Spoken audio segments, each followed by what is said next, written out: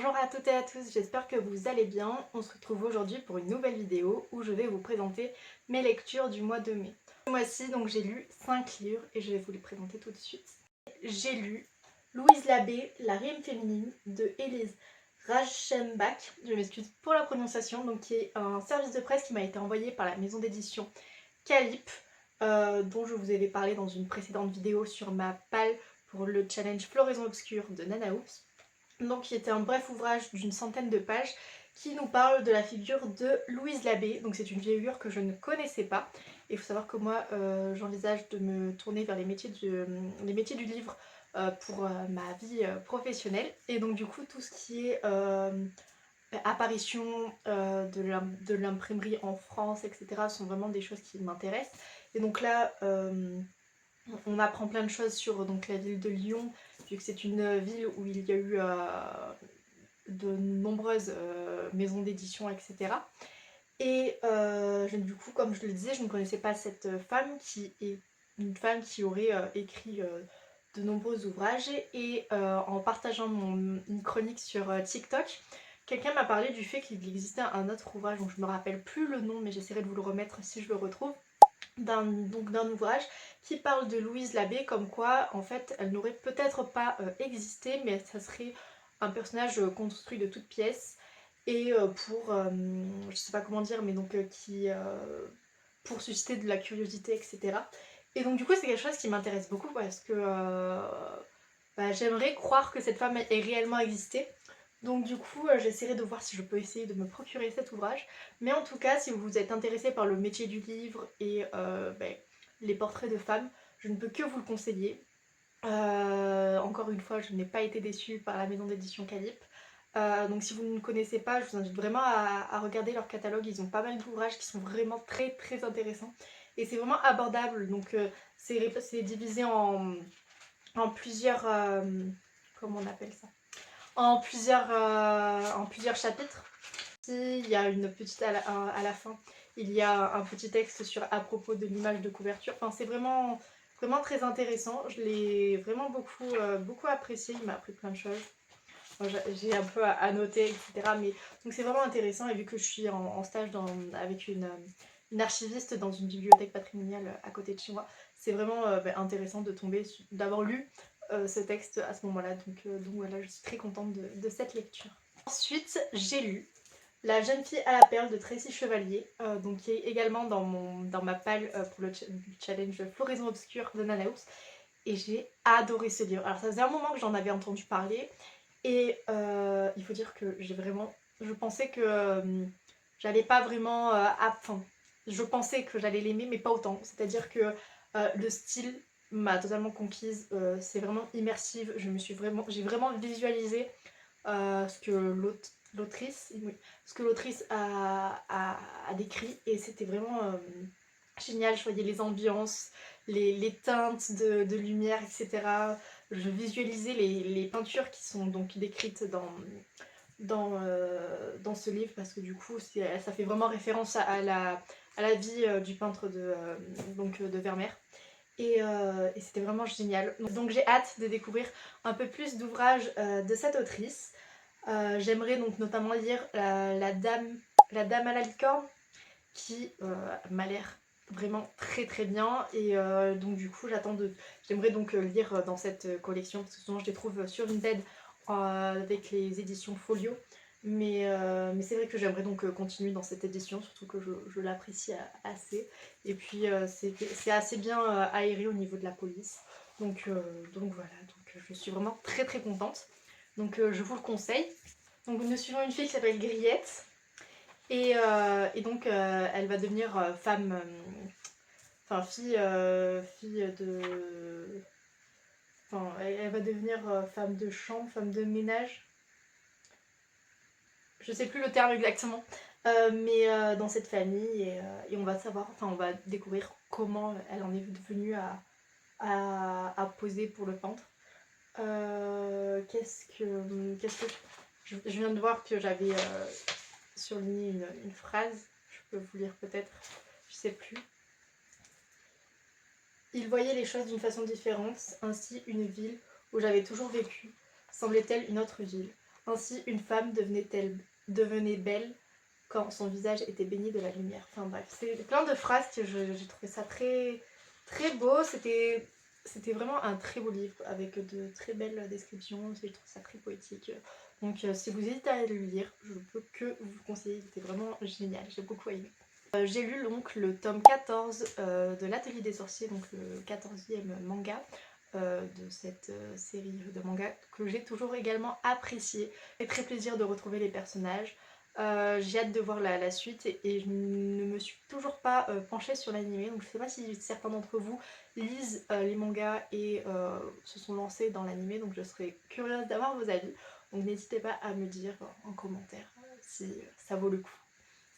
Ensuite, donc j'ai lu, donc qui m'a pris le plus de temps pendant ce mois de mai. Il s'agit de La Curée de Zola, donc qui est le deuxième tome des Rougon-Macquart. Alors j'ai mis beaucoup plus de temps à le lire que d'autres ouvrages parce que donc, il faut savoir que c'est quand même assez... Les classiques sont des lectures assez lourdes, je trouve, et que du coup il me faut vraiment de la concentration pour bien comprendre ce que je lis, etc. Donc ça demande beaucoup plus d'exigence que des livres assez... comme un manga par exemple, je ne saurais pas le dire la caractéristique. Mais donc du coup, j'ai lu La Curée, qui est un livre que j'ai beaucoup aimé, donc notamment par les descriptions assez également immersives de Zola, mais également pour les personnages assez complexes.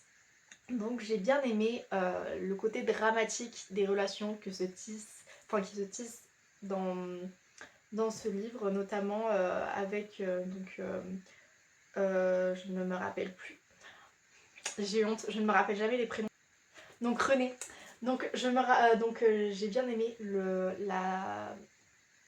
les relations dramatiques dans ce livre, donc, notamment entre René et Maxime, René, Aristide et Maxime, enfin donc la relation père-fils, la relation mari-femme, la relation belle-mère, beau-fils, mais également amant.